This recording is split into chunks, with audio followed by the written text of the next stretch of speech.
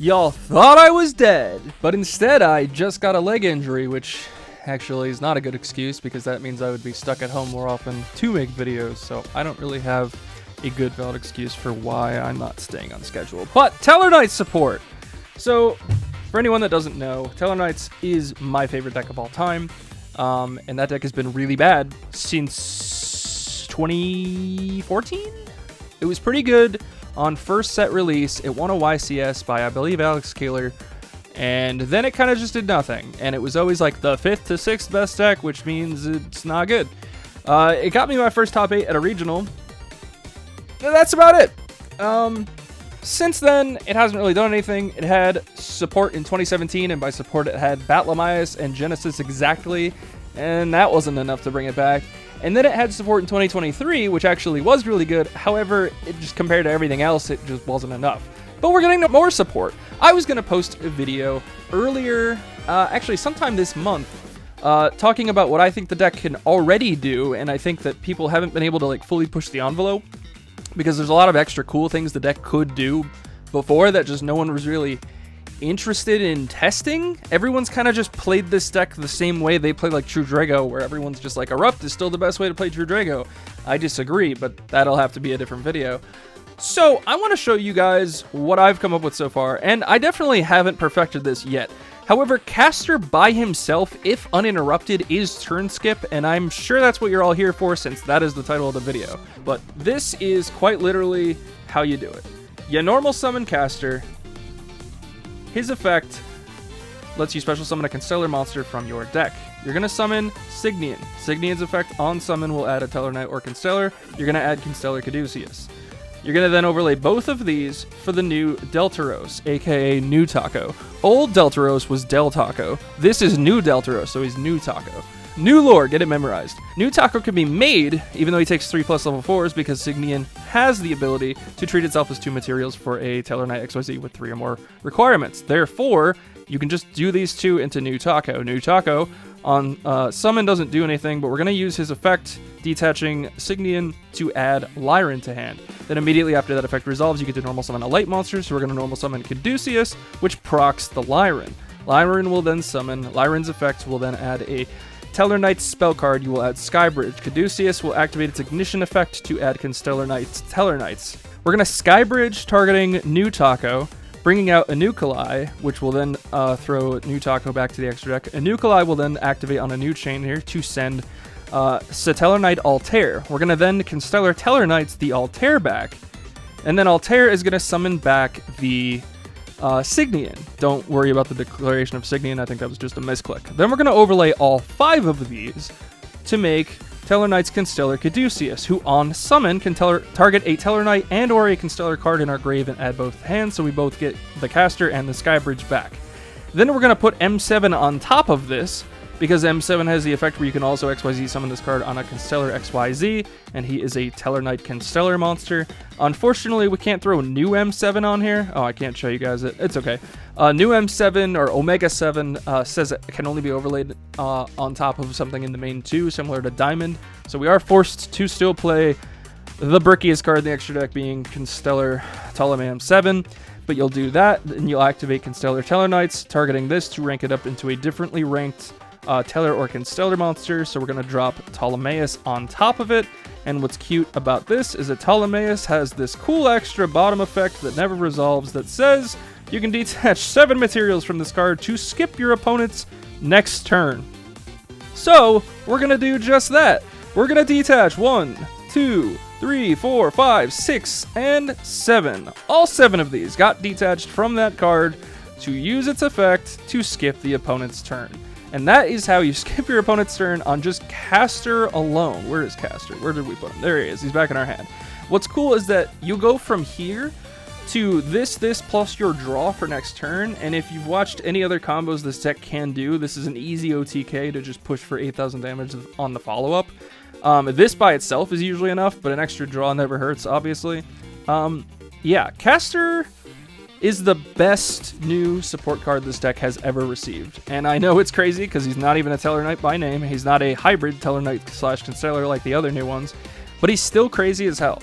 In the future, if you need to stop anything in this deck, you stop this card 100%. It used to be that you stopped Caduceus, the XYZ, but if you only have 1 point of interaction, you're going to stop this card because this card facilitates so much in the deck. Here's the other combo with just Castor, and brace yourselves, this one takes a hot second. You're going to normal summon Castor, you're going to activate its effect, you're going to summon Signian, Signian's effect will add Caduceus. You're going to then overlay both of these for New Taco. New Taco's effect going to detach the Signian, add Lyran. Immediately after the effect resolves, you're going to normal summon Caduceus. Caduceus doesn't activate on summon, so you're going to activate Lyran, who does summon. Effect on summon will add Bridge. Caduceus will then use his Ignition effect to add Constellar Tellarknights. From here, you're going to overlay both for Tellarknight, Constellar, Caduceus. You're not going to use its on summon effect, but you're going to use its detach effect to banish Altair, to copy Altair's effect to bring back, it doesn't matter which one of these, but we're going to bring back Lyran. Then we're going to bridge targeting Caduceus, summoning a Nuclei. Keep in mind, while a Nuclei is on the field, the monster summoned off bridge locks us into summoning exactly Tellarknights. That's relevant for a reason you'll see in a second. We're going to have a Nuclei dump Tellarknight Altairin. We're then going to activate Constellar Tellarknights, bringing back any of the targets that we have in the graveyard. We're going to do Caduceus. Altairin's effect will then summon itself from the grave if you summon a Tellar or Constellar Knight. We're then going to overlay the Anuculai because we're locked into Tellarknights to make Ptolemaeus. I know, seems like a premature Ptolemaeus, right? Let's keep going here. We'll put M7 on top of this. We'll then use Constellar Tellarknights, targeting M7 to drop Old Del Taco. Old Del Taco, and one of our two monsters will make IP Masquerena. Keep in mind we are locked into exactly Lights and Darks from the extra deck due to Castor's effect. Our Del Taco will trigger as Chain 1. Our New Taco will trigger as Chain 2 because it was sent to the grave, not from the field because it was sent as a material. So we'll go Deltros here, Taco 2 here, summoning Altair back with New Taco, and Del Taco's effect will summon Tellarknight Zefraxiton. I don't know why no one has thought of this yet. I've been doing this for a hot second, but guys, why are we not playing Tellarknight Zefraxiton? If you haven't figured it out yet, let's keep going. Altair on a new chain here activates to bring back good old Del Taco. From here, we're going to link 1 into Fiendsmith Requiem, because for some reason, the only Tellarknight that is not a warrior is Tellarknight Zefraxiton, because he's based off Exiton, who, guess what, is a light fiend. So he goes to the extra deck because he's a pendulum. That's actually relevant. We'll get to why that is in a second. We're going to then Requiem into Lacrima. Lacrima dumps Engraver. We're going to then link the Lacrima and the Del Taco that we brought back for sequence. Del Taco's effect, by the way, when sent from field to grave, is not once per turn, so we're going to use his effect to summon Deneb, who we haven't done anything with yet this turn. Deneb will add, it doesn't matter who you add here. You add whoever you want on your follow-up. We're just going to add Altair because he's the generic one we used to search back in the day, but it could honestly be anyone you want. From this position, we're going to then overlay the Deneb and one of our two monsters for Tellarknight, Constellar, Caduceus, and this time we're going to use its on-summon effect to add both Castor and Skybridge from our graveyard to our hand. So this sets up the ultimate follow-up, and this is an extra monster that can be literally whatever Tellarknight you want to search off the net. We're then going to use a sequence here. Unfortunately, because this goes to the extra deck and is not in the graveyard, we don't have the Lacrima to sit in the grave to use for a follow-up turn. Alternatively, you could have overlaid two monsters to make an Exiton Knight, and then put the Exiton in the grave to have that material so that Lacrima could be in the grave to proc later on, but it's fine. In this situation, we're just going to make Desiree, and then we're going to link the Desiree and the sequence for good old Agnum Day, and then Agnum Day's effect is going to bring back Desiree, equip itself, sequence will equip itself. I didn't change the stats here, but you know how these cards work. We're going to set the Skybridge, and then in end phase, we're going to use Ptolemaeus' effect to attach a material to it. And oh my god, wouldn't you guess, you can attach the Tellarknight Zefraxiton, and the reason this is relevant is because Ptolemaeus has to exactly attach Tellarknights, not Tellarknights, and not Tellarknights. Has to be a Tellarknight card, but wouldn't you know, Zefraxiton is a Stellar Knight.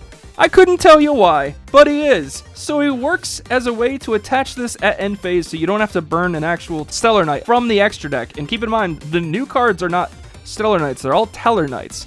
So the only options you have are actually Deltaros, Triver, old Deltaros I should say, Triver, which we don't play anymore, and Diamond exactly, I believe, and that's it. So we're going to use the Fraxiton to attach, and then that's the end of the turn. So on just Castor, you get Tellarknights with 3 materials, which is cool because with 3 materials, it has the quick effect to detach the special summon from the extra deck 1 XYZ that is 1 rank higher except the number monster. You normally go into Pleiades, but you can also go into Diamond. If that's summoned, you can proc this thing, which will then be in the graveyard when you summon your new Tellarknight. If you summon a Tellarknight or a Constellar monster, this card can be special summoned, and then when it's summoned, you can target cards on the field up to the number of light and dark XYZs you control and destroy them, so it's a free interruption, plus the Pleiades if you drop it, or the Diamond if you put it on top. You have this as an extra light for this thing, so it's going to pop a minimum of 2 cards on its summon. You have IP plus a thing to link off with the IP if you didn't go the Exciton route that I was talking about earlier. You have Desiree equipped with Agnum Day and Sequit, so it can't be targeted, and it's got what, 5800 attack and can negate 5 cards simultaneously that are face up on the field. You have this guy Chillin', which I don't know. There might be a way to continue on where you use something with these 2 monsters, but I don't hate these just sitting here because one's an IP target and the other one makes Alteran crazier. You have your follow-up in both Castor and Altair, or any other Tellarknight you searched off the Deneb. You have this, which once per turn can rank up a thing into a different rank. And you have the bridge if all else fails if you need to summon any Tellarknight from the deck. And guys, this is just off Castor alone. So you have 4 of the cards in your hand that are either on the field or in your hand for hand traps or whatever, plus all of this. This was just off this one card. This card is a godsend in this deck.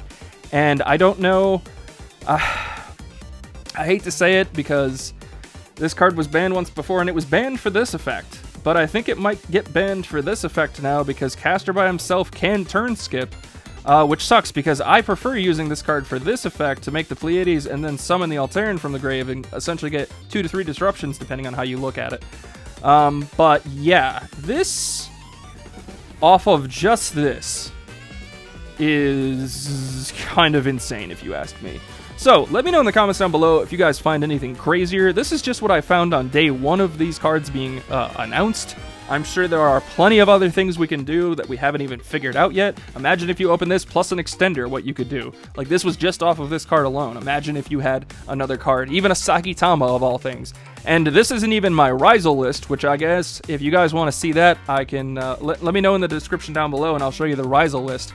The reason I'm playing this one first, and I play Fiendsmiths in both because you can just facilitate Fiendsmiths in this deck through Zavaxiton, but I play it regardless. The reason the Rizals aren't in this one specifically is because I wanted to showcase exactly what Tellarknights alone can do, and then obviously Tellarknights have their own way to make Requiem, which is insane, but regardless, let me know down below if you want more videos along this deck, on combos, what we can figure out together, and I'll see you guys in the next one. For more amazing content, subscribe to yugibros. It's time to duel! This video is sponsored by Gamers Galaxy. Links to their stores in the description down below.